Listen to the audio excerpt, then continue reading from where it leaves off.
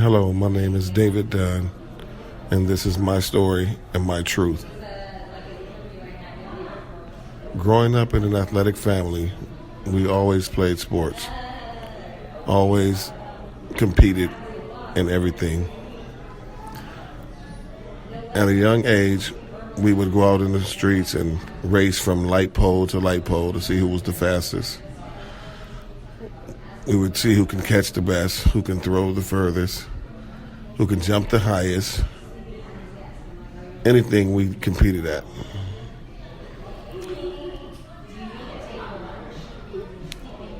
At an early age, I started running for the Mickey Missiles Youth Track Club, organized track, not just racing on the street corners. I found out to be pretty good as me and my family members all competed. As we continued on, I went out for youth football. Making the team at the age of 10 was my first time ever playing. Tall, lanky kid, shy, but actually pretty talented. I never really spoke up for myself. I just kind of went with the flow and did whatever the coaches asked me to do. So this is how my first season went. I had probably the best hands on the team, could catch the ball very well. Was probably one of the fastest on the team as well. But I played tight end and didn't really speak much. And I ended up getting one pass thrown to me the entire season, which I caught and ran it for a touchdown. That was my first year experiencing organized football. The next year when I came in, I set some higher goals, and I actually wanted to be a little bit more outgoing. I had a pretty good year, putting up 16 touchdowns in my second year of organized sports. During my sixth grade year, at the age of 12, I played my third and final year of youth football, and I put up 28 touchdowns and had a great season. Always stayed very competitive. Fast forward to my junior high years. Well, there was a weight limit in youth football, and I was over the weight limit to play. I wasn't a real heavy kid, but I was tall and just barely missed the weight limit by 10 or 15 pounds, which led me to become to a middle school, what we call blacktop legend. We played a lot of basketball and a lot of football during lunchtime up on the blacktop, and it was always the best of the best. I always stood out as one of the bigger, faster guys in the blacktop sports arena. I was always the guy that was picked first or second whenever teams were being formed. This also was a part where I realized that I played so much sports I really didn't pay attention to my academics, and it suffered majorly. As I move on to my high school career, coming in as a freshman, ready to play organized sports again, went out for football, made the JV team. Wanted to play wide receiver, but our team didn't throw the ball a lot, and they ran it, so they moved me to fullback. I had a good season. Played behind some guys that was older than me and a little bit more seasoned, but I still played a lot, and I did very, very well for my freshman year. Then that's when the troubles began academically. Because I didn't really apply myself in middle school, those same bad habits continued to high school. I found myself ineligible the second half of my freshman year, and I remained ineligible until the second semester of my junior year. So I couldn't play football or basketball or run track because I didn't take care of my business academically. My junior year, second half of my junior year, I finally got eligible for basketball, and I went out and played and did fairly well.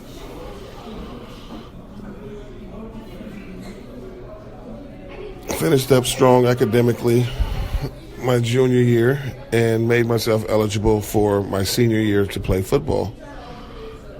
Being one of the fastest kids in high school, also one of the most athletic, everyone was expecting big things from me, as I was myself. In my first high school varsity football game, I took the opening kickoff back 92 yards for a touchdown in Hawaii. And that was a start. I went on to score every game on offense and defense, scoring over 30 touchdowns and receiving numerous scholarship offers and attention from major programs such as Maryland, San Diego State, UCLA, USC, and even University of Miami, which was the number one college in the nation. Once again, this is when my academics, or lack of academics, come into play.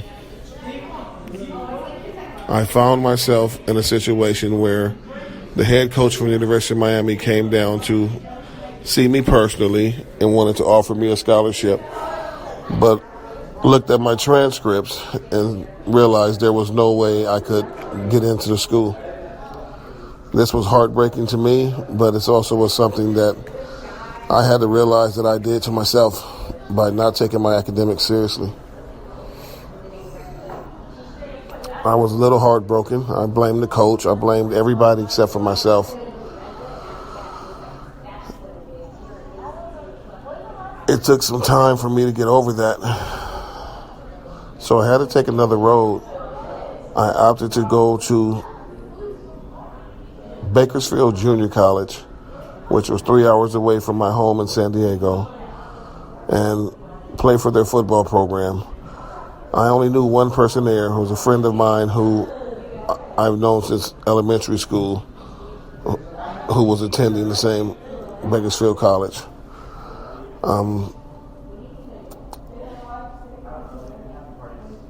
My dad loaded me up in the car, packed my stuff, and took me to Bakersfield and dropped me off.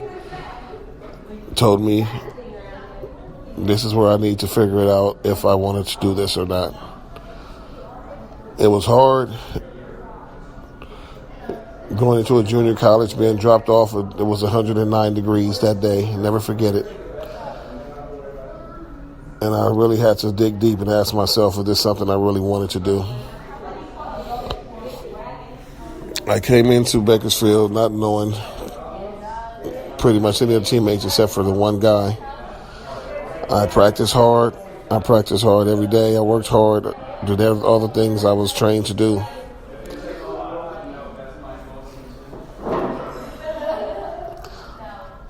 Naturally, these things were easy for me, which was a gift that I have had all my life.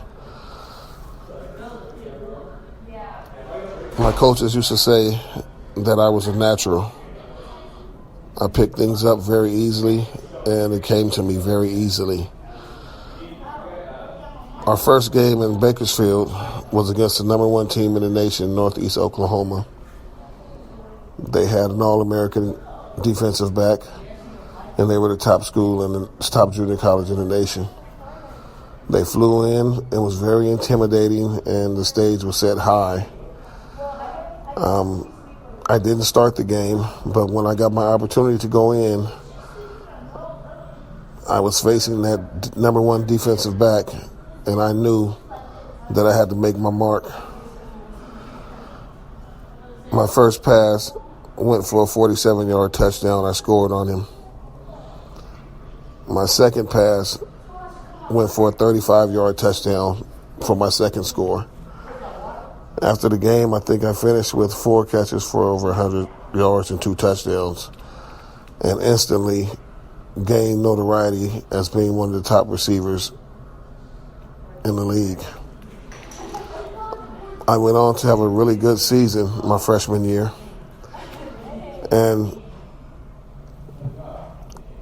earned a preseason All-American for my sophomore year.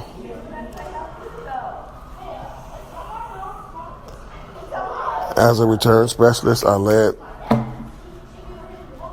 the nation in kick return, averaging 37 yards a return. As I started my second season, that's when my first adversity hit. I was barely eligible because I still was skating by on my academics.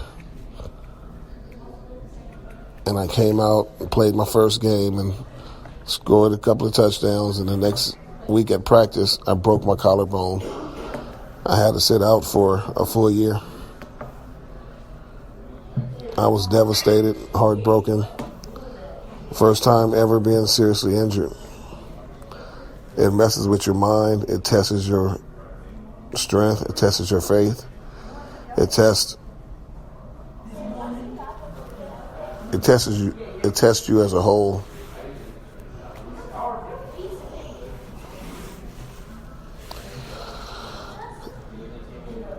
I ended up almost failing out of school because my routine was interrupted. I didn't take my classes seriously. I didn't study hard. I kind of just gave up. I ended up having to work extremely hard and go through summer school to make myself eligible for my final year at the junior college, which, once again, I was given preseason All-American honors. I finished the season well and ended up being a second-team All-American kick returner, as well as being named one of the top receivers, one of the top 3 receivers in the state of California. I earned a scholarship to Fresno State University.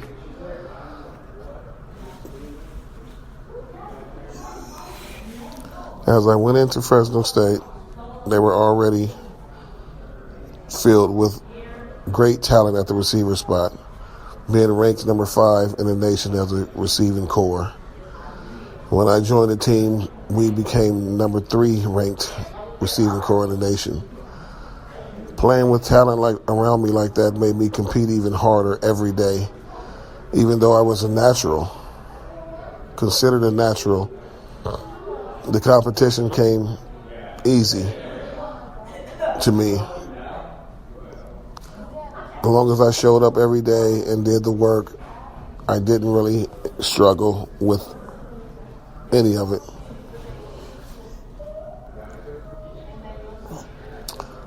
During my 2 years at Fresno State, I set records for most return yards in school history as a kick returner. I was named the WAC Special Teams Player of the Year and also was named numerous Special Teams Player of the Week honors. This helped me get picked up and noticed on the NFL radar. In my bowl game, I caught 10 passes for 196 yards in the first half. So, as I ended my season with the MVP honors for Fresno State University, I ended up entering the NFL draft as the number 16 overall receiver prospect. I ended up getting drafted as the 16th receiver in the NFL draft by the Cincinnati Bengals. I was the 5th pick. I was a 5th round pick to the Cincinnati Bengals, gaining myself a chance to play in the NFL, an honor and an accomplishment that I've wanted all my life. I went on to compete and set the record at Cincinnati for the most return yards in a season. Ran back their first kickoff return in 5 years. And led the team in third down receptions and led the NFL in third down conversions as a rookie.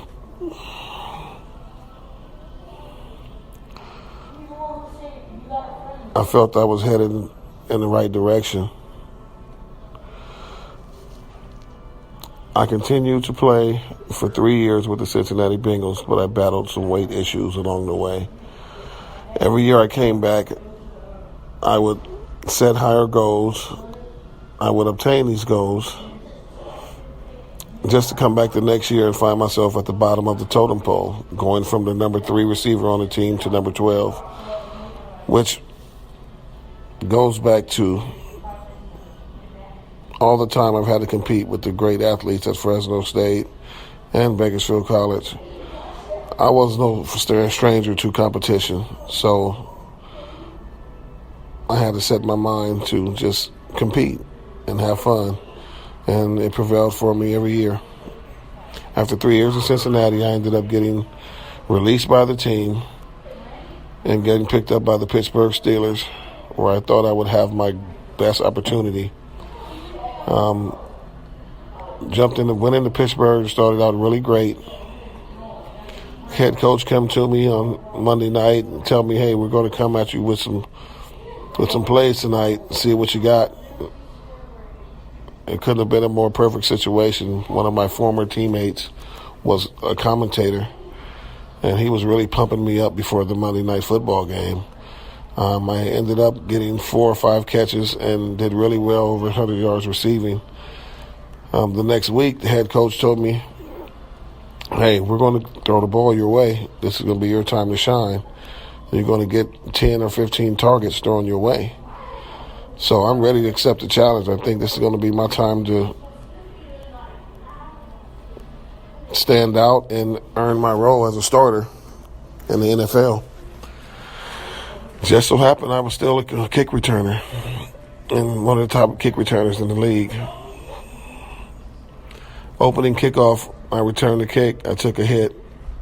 I went to break my fall, and I felt a little awkward. My hand felt funny when I got up. I shook it off, and I continued to play throughout the first series. And we scored a touchdown, and I come to the sideline, and I'm telling the trainer, my hands keep shaking. It won't stop shaking. And he took a look at it. He said, because it's broken. This was not the first time that I broke my hand. This was actually the second. I broke it in Cincinnati a year earlier.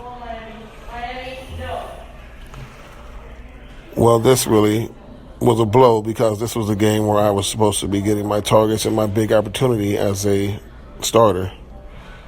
It was a major setback, and lo and behold, I had to fight my way through it. I finished the season okay. As a returner, I did well, kept my numbers up, but as a receiver, of course, with only one hand, I suffered. I came back in the next year and got released by the Pittsburgh Steelers. I played a season with the Cleveland Browns, half a season with the Cleveland Browns, and things just didn't really work out in there as they should. But still, this was my 5th year in the NFL, so I was one of the guys who actually did make it and stay around for a while. I went back home to San Diego and got a phone call to come try out for the Oakland Raiders. And I flew up for the tryout, and I didn't come back home. They signed me on the spot, and I played with Oakland for 2 years. I came in, and they were 31st in the NFL as a special teams unit. And the return, and as a return team, they was ranked 31st in the NFL. After my first year, we were ranked 5th in the NFL. We went up 26 spots. They signed me to a multi-year contract I finally felt it was my time to get what I deserved monetarily. As I entered my second year, playing and doing well, getting ready to head into the playoffs, I made a mistake on a play that I think about for the rest of my life, and I fumbled the ball. And the next day I was called in and I was released. And I just signed a 6-year, $10 million contract, and I only got to play 4 months of it with no money guaranteed. This abruptly ended my NFL career after 7 years. Not being picked up by another team led to major depression on my end. You know, a sport that I've played majority of my life and given everything I had to make it. Well, thinking that I had given everything that I had to make it, and that sport was all gone. And it was a part of my life that football was my life. I lived it. I woke up. I played it every day. That was my friends. It was my job. It was my colleagues. It was my brothers. It was my family. And then all of a sudden, it's gone. And I don't have a real explanation except for one mistake, one play that I can't take back. The depression went for years. Eating disorders, sleeping disorder, anxiety, major depression, suicidal thoughts at times.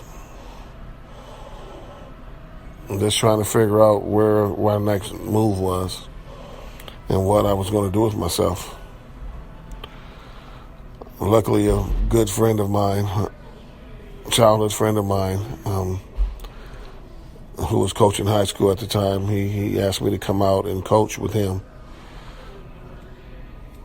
And also at the same time, my son's youth football coach asked me to help him out as well. And I started coaching, and that's when my life changed. I once again had a purpose. I was back around the game that I loved, and I looked back at the kids that I was coaching. I could see the purity in their eyes, wanting to learn, wanting to be taught, wanting to be disciplined, and wanting the same dream that I had accomplished. I started to look back at my life and say, hey, I did something that most people in the world will never have a chance to do. And I started to look at things a little bit differently. I think about all the times I took my coaches for granted. And I didn't really realize the impact that they had on my life. And myself going out to coach youth kids and high school kids, and how much they trust and believed in what I said and wanted to go out and do the best that they could for the team and for me and for the program, was extremely powerful and moving. And this is when I realized that coaching probably saved my life as it was spiraling out of control. I poured my all into the coaching world. I coached the high school JV team as a head coach. I coached the varsity wide receivers and special teams as an assistant. And I coached the youth team all simultaneously. I gave everything I had to coaching. I then went in to start to realize how my shortcomings was also going to be some of these other kids' shortcomings. So I started to look at their academics from the youth age 7th and 8th grade. And I realized that the kids were not going to be eligible to play in high school, just like I wasn't. So I started my program the day-to-day foundation, where we just look at the day-to-day goals and day-to-day life and challenges that kids face on a day-to-day basis. And I wanted these kids to understand that to become a student athlete, you have to become a good student to be able to be on the field, on the court, on the track, or wherever you wanted to do. This journey led me to start a tutoring program and just follow up and check on the kids from a day-to-day basis and make sure they reported into me about their academics. What I noticed really quick was that because I would talk to them about academics every day, they made a point to take it more serious because they didn't want to be the kid who wasn't doing their job.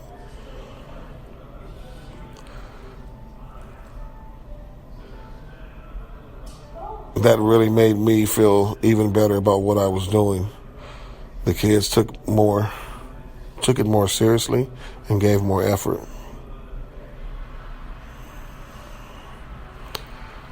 We took away 1 day of football practice and added 2 days of mandatory study hall.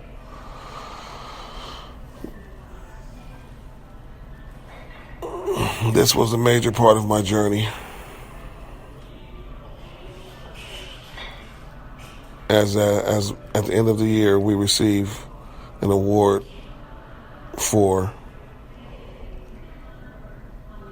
the best student athletes with the best GPA as a team.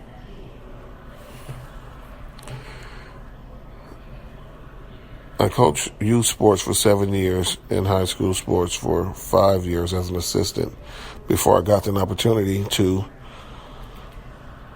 become the head coach of Lincoln High School. As a head coach, I run a program where Marcus Allen and some of the top NFL greats, Terrell Davis, all came out as legends. It's great pressure to coach at Lincoln High School, being that I came from the rival school, but it's also it's the community that I grew up in. So it's a little challenging, but it's also very rewarding, being that I came back to coach at an inner city school where I grew up less than 2 blocks away, and being able to help the kids in the community achieve their dreams.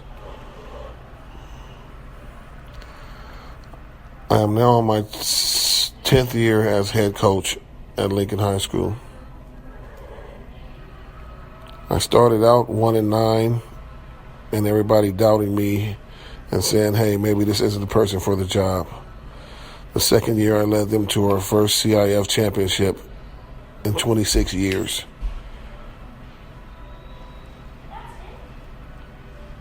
And also had 5 Division I scholarships that year. Continued over the years. I've been to the CIF 3 times. We went to the state finals, first state final appearance in school history. And we went up every division and competed at the highest level, where we're now sitting at the top division in San Diego football. Most importantly, my team GPA is a 3.17 GPA, and we have numerous colleges, including Ivy Leagues, that come by on a yearly basis. Last year, we had 67 colleges come by to take a look at our athletes and offer scholarships.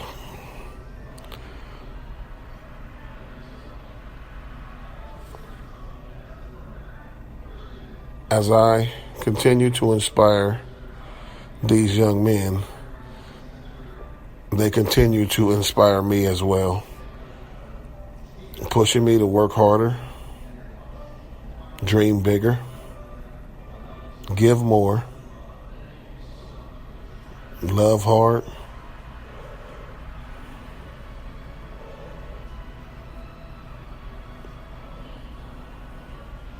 and show a great presence.